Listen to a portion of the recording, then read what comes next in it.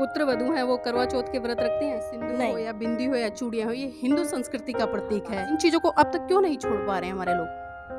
तो सच है कि हमारे पूर्वजों को जलील किया गया है, आज तक जलील किया जा रहा है।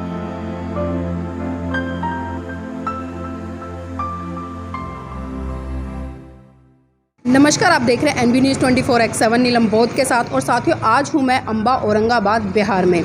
जी हां, वही बिहार जो कि ऐतिहासिक पृष्ठभूमि से भरा पड़ा है। अगर जहां जहां आप नज़रें दौड़ाएंगे आपको बुद्ध की विचारधारा, बुद्ध के सिद्धांत, बुद्ध के अवशेष यहां पर बहुत बड़े स्तर पर देखने को मिल जाएंगे। परम पूज्य बाबा साहब ने एक बार कहा था कि भारत में जो बौद्ध धर्म की जड़ें हैं वो सूखी नहीं है बल्कि वो अभी हरी हैं, और उसका जीता जागता उदाहरण साथियों आपको बिहार के बहुत सारे ज़िलों में देखने को मिल जाता है। और उसी कड़ी में आज हम औरंगाबाद ज़िले में हैं जो कि अम्बा में है। तो आइए आपको मैं लेकर चलती हूँ। यहाँ पर एक भव्य और विशाल बुद्ध विहार का निर्माण किया गया है। और उससे पहले आपने देखा होगा कि ऊपर जो भव्य और विशाल मूर्ति महाकारुणिक तथागत बुद्ध की बनी हुई है किस तरह से संदेश दे रही है। तो आइए मैं आपको एक बार अंदर लेकर चलना चाहती हूँ। जो यहाँ की प्रबंधक कमेटी है उससे रूबरू कराने का प्रयास करूँगी और जानना चाहूँगी बेसिक जानकारियाँ यहाँ के बारे में कि इस बुद्ध विहार को बनाने के लिए इनको प्रेरणा कहाँ से मिली, किस उद्देश्य को लेकर इन्होंने ये बुद्ध विहार बनाया।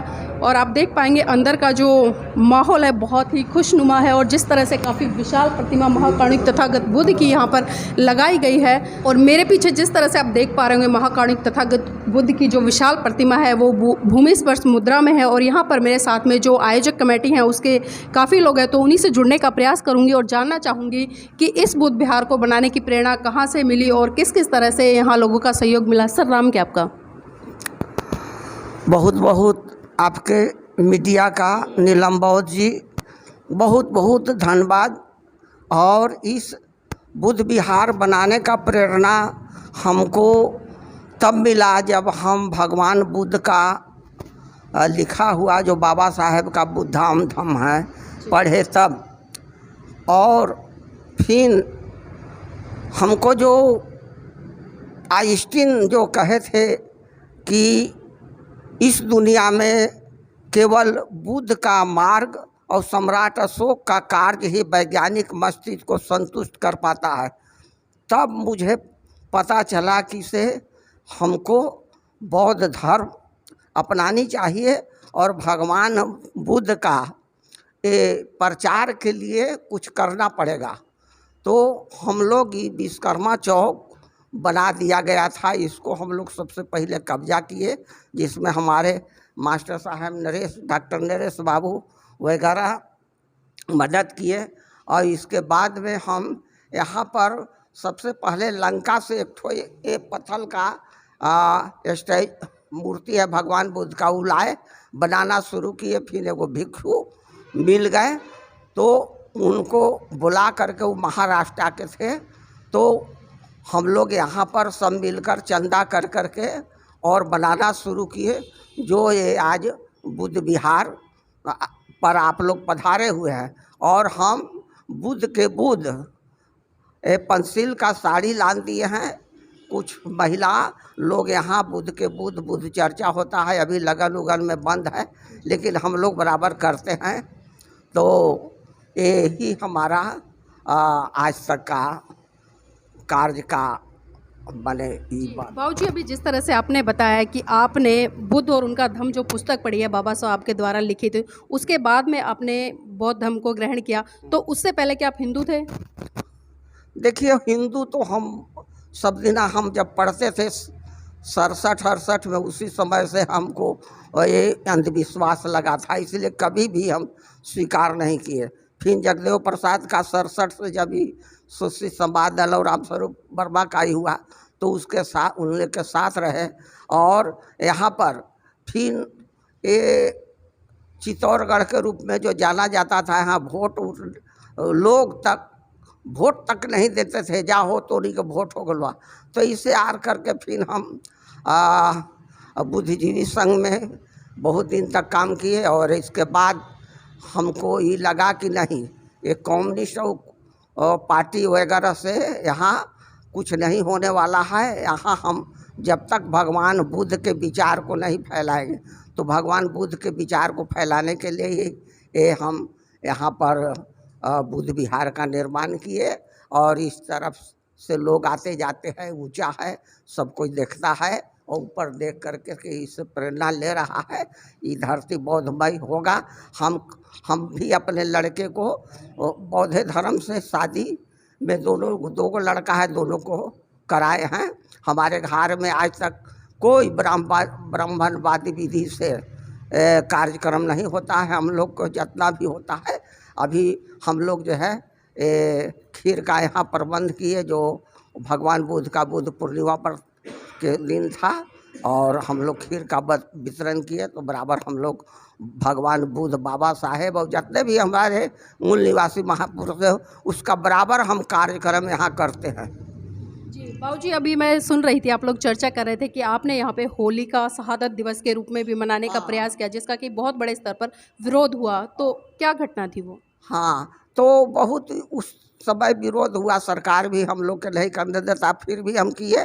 और इसके बाद में हम 5 साल होलिका शहादत दिवस और महिषासुर शहादत दिवस भी है, उसके बाद हम मनाना शुरू, चूँकि फागुन में पूर्णिमा को होता है होलिका दहन, तो उस दिन शुरू किया। और फिर उसी साल महिषासुर का शहादत दिवस हम दशहरा को मनाए। लेकिन जो हिंदूवादी लोग हैं, जो सनातन धर्म के आजकल अपने आप को कह रहे हैं, वो तो कह रहे हैं कि जो होलिका है उसको अपने अलग तरीके से तोड़ मरोड़ कर बताते हैं। तो उस बात में और जो आप लोग कर रहे हैं लोगों को जगाने का प्रयास, कितनी सत्यता है? देखिए, उन लोग का जो ये काल्पनिक कहानी है, और हमारी होलिका जिस समय थी, भले उस समय का कोई इतिहास नहीं है, लेकिन इतना तो सच है कि हमारे पूर्वजों को जलील किया गया है, आज तक जलील किया जा रहा है। जैसे बाबा साहेब का भी किताबें खा रहे हैं, बाबा साहेब का हत्या क्यों और कैसे बिलास खरात जी लिखे हैं। तो इस तरह से जगदेव प्रसाद का हत्या हुआ, तो इससे हमको लगता है कि निश्चित रूप से वो ऐतिहासिक पात्र नहीं होते हुए उनको हत्या किया गया है। इसी कड़ी में मेरे साथ में कमेटी के और भी लोग हैं, उनसे भी जुड़ने का प्रयास करूंगी और जानना चाहूँगी, सर जिस तरह से इस बुद्ध विहार की स्थापना हुई, तो किसी तरह की प्रॉब्लम आई या इजीली आप लोगों ने इस काम को कर लिया? नहीं, हम लोग तो खैर सबसे पहले हम आपके चैनल को धन्यवाद देते हैं कि आप दिल्ली से चलकर हमारे अम्बान बुद्ध विहार, सम्राट अशोक बुद्ध विहार में पहुँचे हैं, इसके लिए हम आपको आपके चैनल को धन्यवाद देते हैं। और जहाँ तक बात है ये बुद्ध विहार बनाने में हम लोग को कोई बहुत रुकावट नहीं आया। हम लोग, चूँकि ये इलाका हम लोग का अपना इलाका है और इस इलाका में किसी को चलने नहीं देते हैं हम लोग, इसलिए हम लोग इसको बहुत ढंग से बनाए हैं। और आगे भी छूटा हुआ जो काम है उसको हम लोग बखूबी लगे हुए हैं, और इस बुद्ध विहार को हम लोग और इसको सुंदर ढंग से संवारेंगे और सजाएंगे। सर कितने साल हो गए इस बुद्ध विहार को बने हुए? लगभग 3 साल से लगे हुए हैं हम लोग, 3 साल से लगे हुए हैं। जी 3 साल। सर मेरा एक सवाल है आपसे, क्योंकि जो बिहार की धरती है कहीं ना कहीं हम देखते हैं कि इतिहास से भरी पड़ी है। और अगर हम बुद्ध की बात करें, क्योंकि सिद्धार्थ का जन्म तो नेपाल में हुआ, लेकिन जो बुद्ध है उस पर एक तरह से हम कहेंगे कि बिहार की जन्मभूमि से उनका जन्म हुआ है। तो इतना लंबा समय कैसे लगा कि आप लोग बुद्ध की शरण में इतना लंबा पीरियड बिताया आपने, उसके बाद आए? देखिए, चूँकि ये लंबा समय नहीं लगा, हम लोग को लंबा नहीं समय लगा। ये यहाँ पर बुद्ध विहार जो बना है, हम लोग बुद्ध से प्रेरित हो करके, सम्राट अशोक से प्रेरित हो करके और बाबा साहब से प्रेरित हो करके जो किताब पढ़े, किताब पढ़ने से हम लोग को लगा कि बुद्ध ही इस धरती पर सही है और कोई सही यहाँ पर देवी देवता नहीं है। और जहाँ तक लंबा समय लगने के बाद है, तो यहाँ पर पुष्यमित्र शुंग के द्वारा जब बृहद्रथ मौर्य को हत्या कर दिया गया था, तो हत्या करने के बाद बुद्ध का यहाँ नाम लेने वाला कोई भारत में नहीं था। तो नाम नहीं लेने वाला था, तो फिर हम लोग को तो समय लगेगा ना। अब हम लोग को इतिहास कहा गया है कि जो कौम अपने इतिहास को नहीं जानता वह इतिहास नहीं बना सकता है। तो हम लोग तो इतिहास जानने का पहले प्रयास किया, इतिहास हम लोग को पता नहीं था। लेकिन जब इतिहास पढ़ने लगे, तो इतिहास पढ़ने के बाद लगा कि ये हम लोग का यही सबसे जो हम लोग के लिए महान पुरुष हैं, कि हमारे देवता हैं, कि हमारे पूर्वज हैं, सब इन्हीं लोग हैं। और तब से हम लोग जो है इनके प्रति, भगवान बुद्ध के प्रति, सम्राट अशोक के प्रति और भगवान जो है आपको बाबा साहब के प्रति हम लोग काफ़ी जो है से तन मन धन से लगे हुए हैं। और इसीलिए देर लगा कि हम लोग को शिक्षा नहीं थी। शिक्षा से हम लोग जब ज्ञान प्राप्त हो गया तो इसके बाद हम लोग को लगा कि नहीं अब ये हम लोग को सही है और इसीलिए हम लोग को समय लगा। सर जानना चाहूँगी तो साप्ताहिक तौर पे या दैनिक दिनचर्या में क्या क्या गतिविधियाँ होती हैं इस बिहार में? देखिए हम लोग बुध के दिन प्रयास करते हैं कि हर एक बुध को यहाँ पर 10-20 की संख्या में हम लोग तो जमा करने का प्रयास करते हैं कि अधिक से अधिक लोग इस बुध विहार पर बुध के दिन परिचर्चा के लिए आवें। लेकिन जो जितना आ पाते हैं 10-20 की संख्या में ही आते हैं, लेकिन आते हैं और उस दिन हम लोग बुद्ध परिचर्चा में हम लोग भाग लेते हैं और इस स्तर पर हम लोग अच्छा ढंग से काम कर रहे हैं और काफ़ी धीरे धीरे संख्या भी उत्तरोत्तर बढ़ रही है और हमेशा आगे बढ़ेगा। सर मैं देख रही हूँ बिहार में कई जो बहुजन नायक नायिकाएं हैं उनकी आपने तस्वीरें लगाई हुई हैं, कोटेशन भी लिखी हुई हैं, तो इन तस्वीरों को लगाने का उद्देश्य क्या है खासकर बिहार में?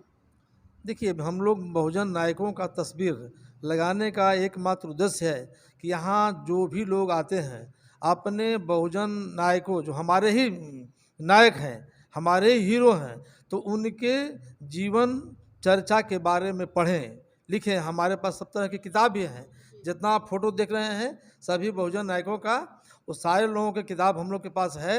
और जो लोग यहाँ पर चाहते हैं कि हम बहुजन नायकों की किताब को पढ़ें तो हम लोग किताब उन लोग को उपलब्ध कराते हैं और उस किताब को पढ़ के अपना लाभ लेते हैं। और जब तक हम लोग बहुजन नायकों को नहीं लगाएंगे तो जाने हैं कैसे, और जब तक जानेंगे नहीं तब तक लोग मानेंगे नहीं। तो इसलिए हम लोग बहुजन नायकों के फ़ोटो को लगाए हुए हैं जानकारी के लिए। और जो नहीं पढ़ पाते हैं किताब उनको हम लोग यहाँ पर बैठ के जो परिचर्चा करते हैं तो उस परिचर्चा में उनके बारे में बताते हैं, उसके इतिहास भूगोल के बारे में हम लोग बताते हैं। तो देखिए इसी कड़ी में मेरे साथ में कुछ महिलाएं भी हैं, मैं उनसे भी जुड़ने का प्रयास करूंगी और जानना चाहूँगी कि खासकर इस बुद्ध विहार में और इस संस्कृति को बढ़ाने के लिए उनकी किस तरह की भूमिका है और किस तरह से वो कार्य कर रही हैं। आपका नाम क्या है? कमला देवी। कमला जी जानना चाहूँगी क्योंकि आप लोग जिस तरह से अभी सर ने बताया कि हिंदू धर्म छोड़कर आप बुद्धिज़्म की शरण में आ चुके हैं, लेकिन मुझे एक चीज़ दिखाई दे रही है आपके पहनावे से जो लग रहा है मुझे, क्योंकि कहीं ना कहीं हम देखते हैं चाहे सिंदूर हो या बिंदी हो या चूड़ियाँ हो, ये हिंदू संस्कृति का प्रतीक है। इन चीज़ों को अब तक क्यों नहीं छोड़ पा रहे हैं हमारे लोग? छोड़ेंगे, छोड़ देंगे। छोड़ देंगे मतलब कब छोड़ेंगे?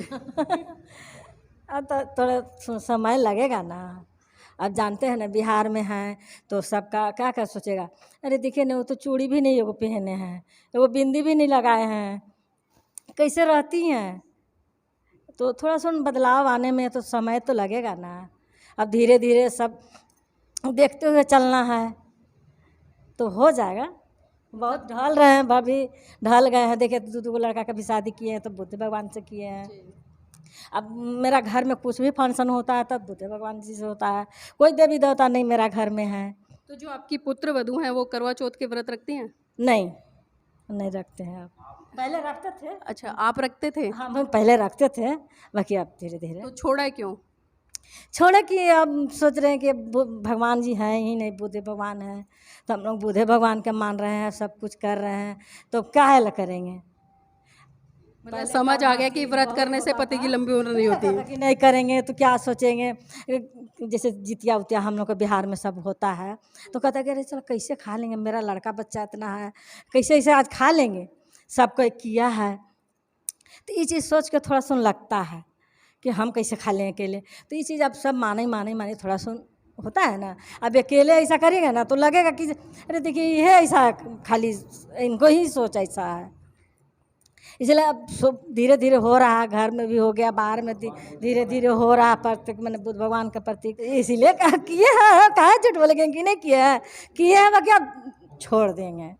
अब धीरे धीरे बदलाव आ रहा है। जी जी। अच्छा जानना चाहूँगी, आप बता रहे हैं कि आपने करवा चौथ का व्रत छोड़ दिया है, तो भगवान बुद्ध ने मना किया है या अपनी मर्जी से छोड़ा? अब नहीं, अब अपना मन से छोड़ना चाह रहा है। अपने मन से छोड़ना चाह, मतलब छोड़ा नहीं अभी? छोड़िए तो अब आएगा तब तो छोड़िए ना देंगे। किए थे तो देखिए जब जागे तभी सवेरा, और ये ज़रूरी हो जाता है कि आज एक वैज्ञानिक सोच को लेके हम आगे बढ़े, क्योंकि जिस तरह से बताया करवा चौथ का व्रत रखते हैं, और अक्सर मैं खुलकर बोलती हूँ कि जो महिलाएं करवा चौथ का व्रत रखती हैं और कहती हैं कि पति की लंबी उम्र के लिए होता है, लेकिन तमाम आप आंकड़े उठाकर देखिए जिन महिलाओं ने अपने पतियों की लंबी उम्र के लिए करवा चौथ के व्रत रखे हैं, शायद कभी ना कभी समय आया कि उनके जीवन साथी समय के रहते हुए समय के बाद इस दुनिया से चले गए। अगर इतनी ही ताकत इन व्रतों में या पूजा पाठ में होती तो आज इस दुनिया में कोई भी या मैं कहूँ किसी भी महिला का पति नहीं जाता, वो सभी जीवित होते। तो हम इनको धन्यवाद और साधुवाद देते हैं कि जिस तरह से यहाँ पर इन्होंने एक विशाल भव्य जो बौद्ध विहार है उसका निर्माण किया, और जिस तरह से लगातार यहाँ पर आते हैं, गतिविधियाँ होती हैं और कहीं ना कहीं उन परंपराओं को त्याग करके आज एक वैज्ञानिक दृष्टिकोण की तरफ बढ़ रहे हैं। इसी कड़ी मेरे साथ में डॉक्टर जन्मय जी भी हैं, उनसे भी मैं थोड़ा जानना चाहूँगी, क्योंकि लगातार डॉक्टर जन्मय जी को हम सामाजिक आंदोलनों में देखते रहते हैं। सर, जिस तरह से यहाँ पर ये बिहार बना है और लोगों में एक नई क्रांति आई है, तो क्या लगता है भविष्य में किस दिशा में लोग बढ़ने का प्रयास करेंगे? विहारों का उद्देश्य पहले तो यही था कि वहाँ से बुद्ध की जो देशनाएँ हैं, बुद्ध की जो शिक्षाएँ हैं, उसको जनमानस तक प्रसारित किया जा सके। पहले बिहारों में भिक्षु वास करते थे, भिक्षु वहाँ अध्ययन करते थे और वर्षावास के तौर पर तो विशेष तौर पर बिहारों में रहते थे, अध्ययन करते थे, वहीं से शिक्षाएँ प्रसारित करते थे। बाद में वो जो है कि चारिका करते हुए देश में घूमते थे, कोने-कोने में जाते थे।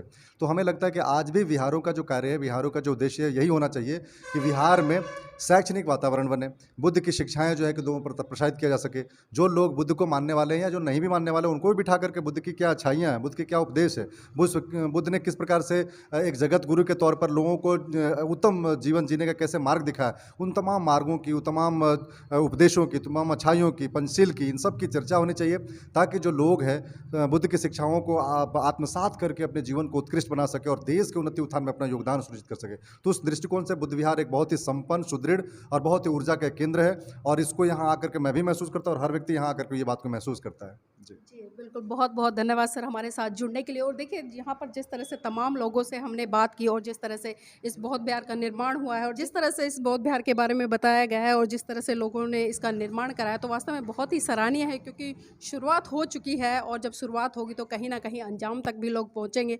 और आज जिस तरह से महिलाओं ने बताया कि रूढ़िवादी परंपराओं का त्याग करके आज वो बुद्धिज़्म की तरफ बढ़ रही है, कहीं ना कहीं एक वैज्ञानिक सोच को अपना कर अपने परिवार का, अपने समाज का और इस देश का भी कल्याण करेंगी, तो ये ज़रूरी हो जाता है कि हमें इन पाखंडवाद से बाहर निकलकर एक वैज्ञानिक सोच को अपनाना चाहिए, ताकि हम सही तरीके से देश के विकास में अपनी उचित और सही भूमिका निभा सकें।